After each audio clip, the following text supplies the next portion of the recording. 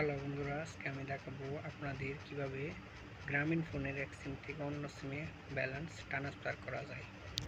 এই জন্য আপনাকে প্রথমে মোবাইলে ডায়াল পেটে যেতে হবে এবং *121# দিয়ে ডায়াল করতে হবে।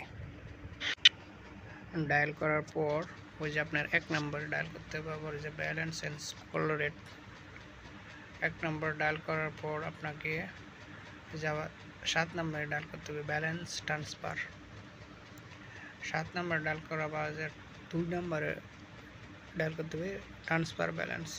2 নম্বরে ডায়াল করার পরে আপনাকে আপনার যে নাম্বারে টাকা পাঠাবেন ওই নাম্বারটা দিতে হবে।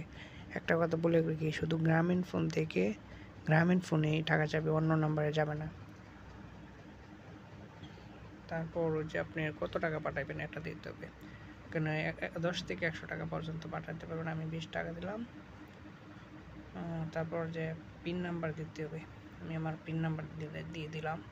আপনাদের একটা কথা বলে রাখি যে পিন নাম্বারটা কোথায় পাবেন, আমি পরবর্তীতে একটা ভিডিও দিব আপনাদেরকে যে কিভাবে পিন নাম্বারটা পাবেন। পিন নাম্বারটা পাওয়ার জন্য আপনাকে একটা রেজিস্ট্রেশন করতে হবে। কীভাবে রেজিস্ট্রেশনটা করবেন আমি পরবর্তীতে একটা ভিডিও দিব, আশা করি ভিডিওটা দেখবেন। আর ওই যে ব্যালেন্সটা ট্রান্সফার হয়েছে।